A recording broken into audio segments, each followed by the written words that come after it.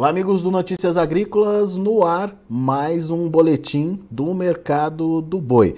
A gente vê aí, percebe já que a pressão continua e já tem novos preços sendo negociados na praça em São Paulo.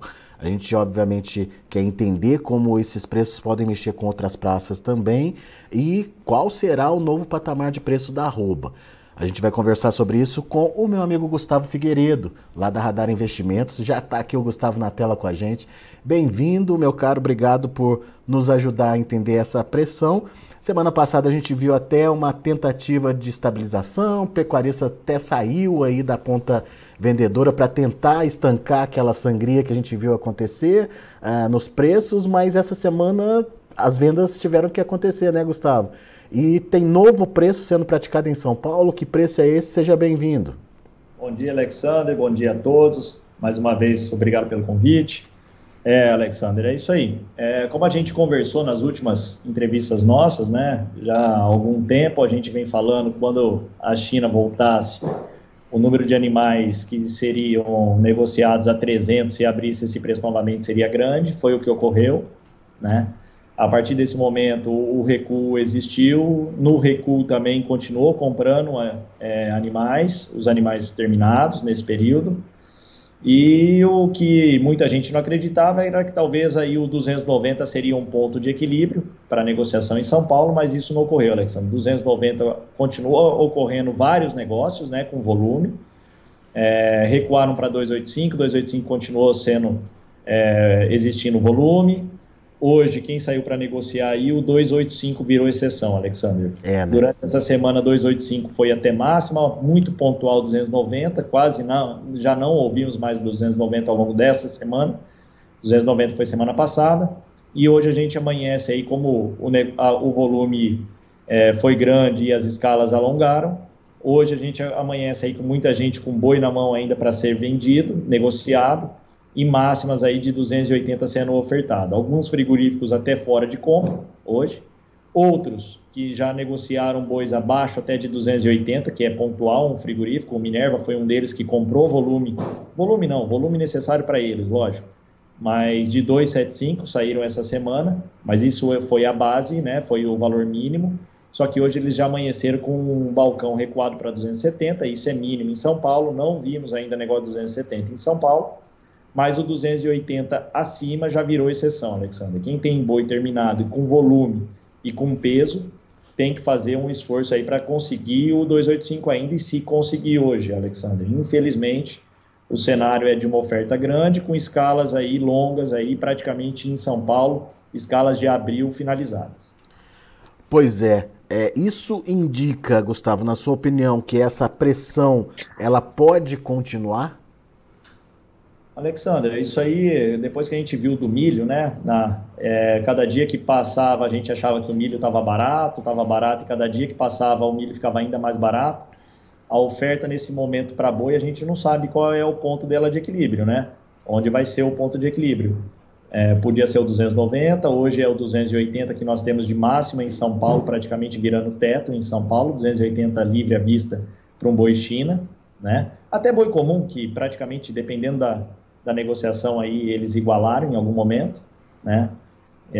Goiás é outro estado também que vem também sofrendo uma pressão com escalas longas e o prêmio China praticamente está extinto, porque as escalas que são plantas habilitadas China tão longas, né? Então praticamente lá, o último preço visto foi 240, né? Que a gente ontem. E isso aí faz com que a gente não saiba onde vai parar. Tudo depende da oferta remanescente para os próximos dias, né? Ao longo dessa e da próxima semana, Alexandre. Mas a pressão hoje de quem tem animal terminado, ela está muito grande, infelizmente. Gustavo, ok, a gente entendeu então que temos um novo patamar de preço assumido aí para a arroba do boi gordo. Como é que estão as outras categorias aí? Também acompanham essa pressão? Reposição, fêmeas, enfim, tem se mostrado também mais vulneráveis a essa maior oferta? Vamos lá, como eu falei para você, eu sou o cara do preço, não sou muito da parte de confinamento, de custo de produção, né? Mas, Alexander, acompanhando os preços estabelecidos do ano passado para esse vigente. Nós temos uma queda já brusca na reposição da desmama, que é um animal aí de 6 a 8 arrobas, isso aí caiu drasticamente. Fêmea que era negociada a 2.500 ano passado, hoje nós estamos falando de 1.800 a 1.500, né? Machos, que era praticamente 3.000, 3.200 no ano passado, hoje mais próximo da casa de 2.000 até 1.800, né? 2.200, dependendo, logicamente, que nós temos diferença entre qualidade, né, Alexander? Isso aí não dá para... Mas há uma queda, sim. O animal, o gado magro, é uma queda menor do que a desmama, onde a gente não vê mais ágio sobre o valor da arroba do gado gordo, né? Até a semana passada, porque nós estávamos negociando uma arroba de 290, né? 295, que era onde está sendo negociado aí a arroba do gado magro. Hoje, já com uma arroba vindo para R$280, pode ser que a gente tenha um ágio ainda sendo negociado nessa categoria. E aí, Alexander, como a gente fala, as margens em conversas nos grupos com os grandes confinadores, ainda a 300 já não era uma margem grande, né? Mas existia margem. Agora, o boi de 280 no gado finalizado, terminado, a margem já estreitou muito, aí, talvez virando até negativa para os próximos meses. Ô Gustavo, a gente acompanhou, né, e você acabou de confirmar para a gente que houve, de fato, essa revisão dos preços em todas as categorias aí, de animais, mas ainda faltava o recuo na dieta. Agora você chegou a citar essa queda, que a gente acompanhou aqui no Notícias Agrícolas também, significativa no preço do milho. De alguma forma, isso pode ajudar nessa relação do custo de produção aí do produtor, Gustavo? Voltando a falar dos grandes confinadores e as conversas de grupo, que a gente conversa bastante ali num grupo, exatamente é isso que faltava, segundo eles, Alexandre. Não adiantava só a reposição cair, boi gordo também ter realizado em relação à média final do ano passado, e não ter uma redução no custo da dieta, né, Alexandre? A partir de agora, talvez a expectativa ela vai se tornar mais realidade para o segundo semestre, sendo que os estoques ainda do primeiro semestre são caros, né, Alexandre? Nesses grandes confinamentos. Uhum. Aí sim a gente pode esperar aí uma queda sim desse custo aí da diária, que era o que faltava, segundo todos os pecuaristas aí na ponta final da engorda. Mas boa lembrança essa sua. A gente está falando um custo para o animal que está no confinamento ou vai entrar ainda depende do custo anterior, né? Essa queda nos preços é em cima da safrinha que ainda nem foi colhida, né, Gustavo? É isso aí, Alexandre. Então nós temos estoques caros ainda, né, Alexandre? O cara da ponta final, né, Alexandre, que tá batendo animal, que é relação de troca do ano passado ainda, né, porque pegou um bezerro lá atrás caro ainda, não é a ponta final, não é o custo ainda de hoje, nós estamos falando de hoje para frente com uma redução dos custos totais, né, a troca, né, a relação de troca, você vender um boi gordo hoje, você troca muito mais unidade animal do que você trocou o ano passado, todas essas relações elas começam a valer daqui para frente, né?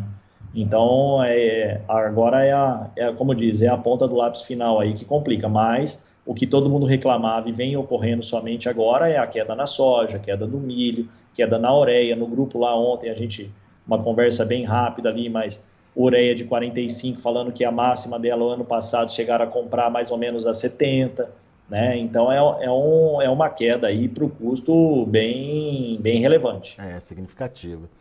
Muito bem, vamos acompanhar para ver como é que vai ser essa relação, mas lembrando que é uma conta que se faz daqui para frente só. O que está já contratado foi feito com preços diferenciados aí. Agora, Gustavo, entendemos a oferta, o que esperar da demanda? Exportação e da demanda interna. Vamos lá. A exportação vem devendo muito, né, Alexandre? A gente chegou o ano passado aí, entre agosto e outubro, a exportar na média 200 mil toneladas. Esse ano o melhor mês foi o janeiro, com 160 mil toneladas, né? Essa virada de ano nós tivemos a questão do dólar ajudando também, acima de 5, 5,20, 5,30 sendo negociado, e isso ajudou a manter as margens também para a questão da indústria. E agora, nesse ponto que nós estamos hoje, exatamente hoje, é um outro ponto que gera pressão sobre as commodities, né, Alexandre? Nós estamos falando de um dólar de 5,30, hoje, agora, nesse exato momento, sendo negociado a 4,92, né? Isso aí é um outro ponto, com certeza, que gera pressão sobre a negociação do animal chino, sobre soja, exportação de soja, exportação de milho, só que os grãos, eles têm uma forma de negociação diferente, né, Alexandre, onde é muito mais travado do que é a arroba do boi gordo. Então, talvez também essa expectativa do dólar de hoje é uma expectativa já futura, pensando aí em segundo semestre e gerando uma pressão maior aí sobre o que nós estamos falando, sobre os custos da nutrição e ajudando, pelo menos nesse ponto aí, a engorda do boi.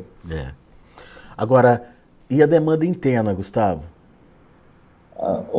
Alexandre, a gente analisando aí os dados CPEA, carcaça casada, vamos falar assim, nós não temos muita mudança sobre isso, porque nós estamos falando de uma carcaça casada 1º de março a 19,30 o quilo, né?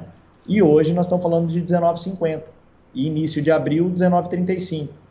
Então não é ela que tá fazendo o preço, Alexandre, para o momento, né? E aí tem a questão de relação de troca, né? Para um suíno, para um frango, quando os custos operacionais aí de cada família ele aperta, a gente sabe que a substituição ela é automática, né?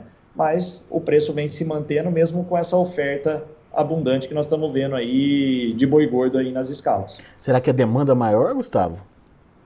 Eu não acredito que seja uma demanda maior, mas é uma demanda que ela vem equilibrada, sem grandes mudanças no momento, Alexandre. Eu acho que o que vem devendo muito mesmo é a questão da exportação, de ter um volume maior aí para ser colhido os frutos numa possível aumento do valor da arroba. Porque, analisando hoje, o que vem fazendo pressão sobre o boi, na verdade, né, Alexandre, é a oferta disponível. Uhum. E outra coisa aí que a gente já vem falando sobre isso e que tem a ver com a questão da queda da reposição, vamos dizer assim, da desmama, que é o que a gente falou que é a categoria que mais cedeu nesse período, é a questão da disponibilidade de fêmeas no abate, né, Alexandre? E isso aí influencia diretamente também com o preço da arroba do boi gordo, né? Quanto mais fêmea disponível para abate, menor é a pressão altista para a arroba do boi gordo, sendo que eles são concorrentes e a fêmea a gente sabe que tem um valor inferior ao boi gordo. E tem se confirmado essa maior oferta de fêmeas nas escalas, maior participação das fêmeas nas escalas? Tem sim. Número de vacas hoje, se a gente colocar a arroba de vaca hoje, a negociação em vaca, por exemplo, Alexandre, sinceramente, o número, a oferta de gado disponível de vaca, se for nos leilões, vamos dizer assim, disponível aí entre os marreteiros, vaca está no chão. Né? Vaca está no chão. Nós estamos falando de 220 abaixo o valor da arroba de uma vaca hoje. Então, isso aí, logicamente, tem a queda do valor dos bezerros, né? A cria, elas fica penalizada nesse momento com margem e automaticamente as fêmeas, todas elas são descartadas, né? Vazia, não vazia, redução de rebanho, né? E isso vem vindo para o abate, gera uma pressão ainda maior sobre o valor da arroba do boi gordo. E quando você tem uma relação troca, quando você vende o boi gordo e compra mais animais, o pecuarista faz essa conta também e às vezes, como diz ali no grupo, ali nas conversas que a gente vai ouvindo e lendo, ele não faz muita conta também para colocar tanto peso na carcaça quando é uma arroba em alta, né, Alexandre? Ele vende, às vezes, um animal até um pouco mais leve, mas ele sabe que ele vai repor mais animais na sua fazenda, né? Essa relação de troca, hoje, é uma conta que o pecuarista faz muito para poder saber se ele vende ou não o animal nesse momento mesmo de baixa. Né? Então, às vezes, ele sai de um animal que já está ganhando menos, porque a curva dele já é descendente, né? A partir do momento que ele atinge um determinado peso, e repõe 2 animais que ele sabe que com o tempo a pasto, ele vai fazer uma arroba barata, esse animal vai converter mais, ele tem mais peso para ganhar, e assim ele faz a venda, mesmo numa condição ruim de preço nesse exato momento, mas ele repõe mais animais dentro da propriedade.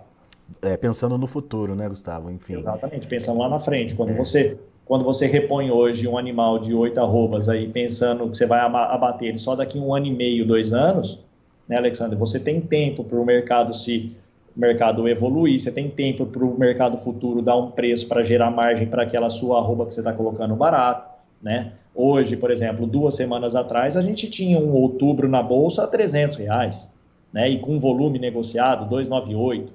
Hoje o outubro está saindo agora 289,40, mas ele chegou a sair hoje 285, né? Então, isso aí começa a não gerar margem para a produção, né, Alexandre? Hoje, a gente olhar a tela, vamos travar, comprar gado e vamos travar, já não gera margem. Mas 2 semanas atrás, às vezes você comprar o boi magro na hora e vender, você tinha até uma margem aí implícita no negócio. Só que hoje é o outro custo que todo mundo, como fala, para que você precisa colocar nessa relação de margem, se está bom ou não também o seu negócio, é a questão dos juros, né, muito alto, né, Alexandre? Pois é. Você embutir isso aí no seu custo para ver se vale a pena ou não você produzir. Outro problema aí que a gente precisa administrar, né, Gustavo? Portanto, planejamento, de novo, é a palavra-chave para essa safra, onde o diferencial vai estar ali naquele planejamento bem feito, naquela eficiência que o produtor tem na hora de fazer a comercialização e até na hora de compor os custos de produção. Esses 2 momentos aí vão fazer a diferença entre prejuízo e lucro, né, Gustavo? Alexandre, quando a gente tinha um negócio que só oscilava R$1, R$2, R$3, era tranquilo a gente trabalhar sem gestão de risco utilizando o mercado futuro, né? Hoje, quando a gente tem um negócio que oscila de R$30, dentro de 30, 40, 60 dias, se a gente não fizer gestão de risco utilizando o mercado futuro hoje, a gente fica muito à deriva, né? Então, assim, é igual grão. Grão, eles trabalham muito mais fixado, até para 2 anos para frente, e o boi o pessoal não fixa nem para os próximos 2 meses, né? Então, se a gente pega aí, por exemplo, o que nós estamos falando sobre tempo, que é muito curto, na abertura China, em março, dia 20 e pouco de março, que reabilitou China novamente a exportar, o mercado futuro de abril, ele chegou próximo de 305, né? Hoje nós estamos falando do mercado futuro para abril, próximo ao preço físico do boi hoje, que é o 280 de máximo. Então, nós estamos falando de R$25 praticamente aí no valor da arroba. É o lucro do cara, é o lucro, é o que ele deixa, é do lucro para a margem negativa aí, essa diferença hoje, né?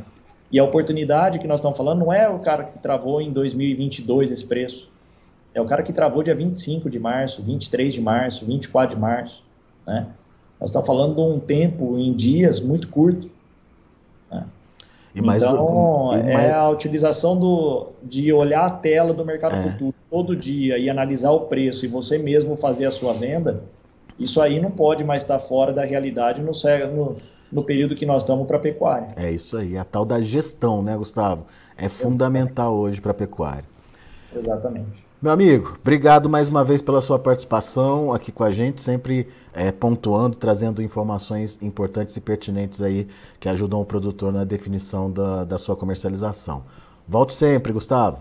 Agradeço, um abraço a todos. Valeu, um abraço para você. Tá aí Gustavo Figueiredo, Radar Investimentos, aqui com a gente, trazendo as informações do mercado. O Gustavo já alertou que aquela estabilidade que a gente viu, achando que podia ser aí um fundo do poço na semana passada, não se confirmou não. A pressão continua e as quedas vão se agravando aí à medida que o tempo vai passando. E aparentemente, por conta de uma maior oferta de animais, essa tendência deve continuar. Vamos ver os preços lá na B3, Mercado Futuro. O que o Mercado Futuro está mostrando nesse momento? Vamos lá. Mercado Vermelho, olha aí. Abril, R$ 281,00, queda de 0,35%. Maio, R$ 274,30, queda de 0,62%. Junho, R$ 273,80, caindo 1,05%. E o julho, R$ 279,90, queda de 1,04%. Indicador CPE fechou com queda ontem de 0,49% a R$ 291,55. São os números de hoje do mercado, o mercado lá na bolsa em andamento ainda, mas enfim, já deu para ver que o dia é negativo para as cotações também no mercado futuro. Daqui a pouco a gente volta com mais destaques e outras informações para você.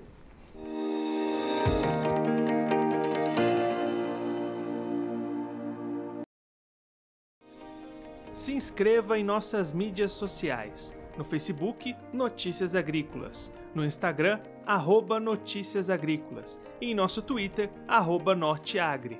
E para não perder nenhum vídeo, não se esqueça de nos acompanhar no YouTube e na Twitch, Notícias Agrícolas Oficial.